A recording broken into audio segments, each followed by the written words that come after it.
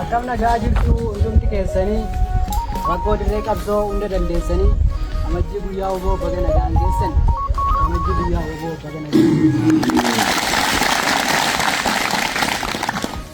sirnicha dhiigne irraa harcaasnee filooni kalee lafa offitu warra moodirooni dirooni dhiisii dandeessu bakakka waboonni yaaddessa malee yaaddeen beeku takka waboonni yaaddessa malee yaaddeen beeku takka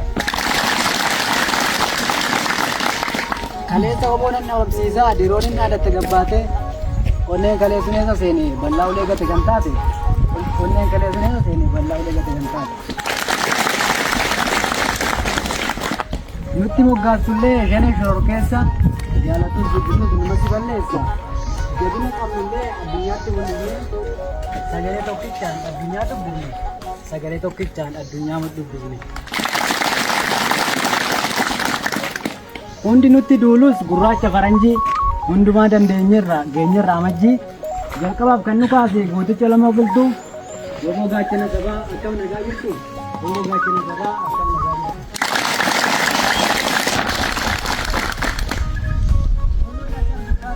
Har'a golee Oromiyaa hundarra facaate biiftuun bilisummaas baatetti dhangaate biiftuun bilisummaas baatetti dhangaate. Inni kaleen jiru jedhan har'a diinota raasee ijoolaa kutataa keeraa isa dhugaan manaa baase argatu nyaatee dhallisaa dhabee. Taasisan cooliin nadi.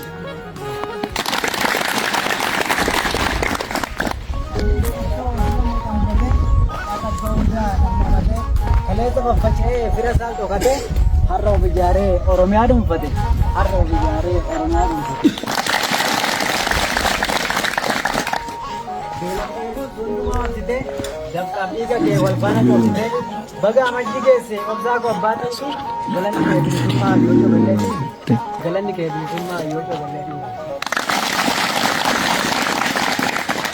warra sirna tiksuu qawwee nu baachisee diinatu dhukaasee saba keenya naasisee kanatu nu aarsee qawwee nu kaasise utubaa diinatu waraanu taasise utubaa diinatu waraanu taasise.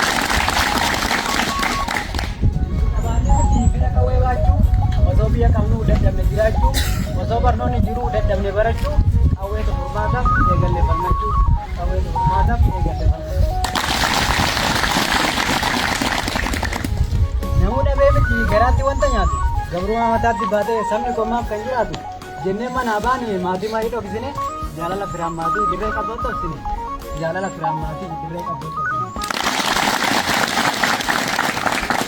Gaafa manaa baanus eenyuun dhagaye miidhama sabaatu dirree qabdootti nu ga'e qarshiif lolleen beennu saba mindaa gaafanne dhugaa barbaacha baane qawwee keenya gaafanne dhugaa barbaacha baane qawwee keenya gaafanne. Miidhama saba kiyyaa garaan taa'e naaf hin laalu jireenyi dhuunfa kiyyaa kan sabaa naaf hin caalu jennee manaa baane garaa keenya hidhanne dantaa dhuunfa keenya dhinnee kan sabaa filanne dantaa dhuunfa dhinnee kan sabaa filanne. Erbuu baannee jirra nuti erbuu sharamnu galmaan keenya malee ol deebinee rafnu jennee erbuu seenne alaabaa qawwee fi rasaasa qabanne nuti manaa baaneef yoom dhaganne waan manaa baaneef nuti yoom dhaganne. Akkam jennee nyaanna erbuu jaallan darbanii irratti wareegamanii osoo sabaaf falmanii jennee irraa dhaalle akka qabeenya abbaa keenya dhaloota hin dhaalchifnu nuti galmaan keenya dhaloota hin dhaalchifnu nuti galmaan keenya. Kaayyoo manaa baaneef ni beekna hamminatti nu deebisuus hin wallaallu dantaa dhuunfatiin bitamnee imaana sabaa hin awwaallu dantaa dhuunfatiin bitamnee imaana sabaa hin awwaallu.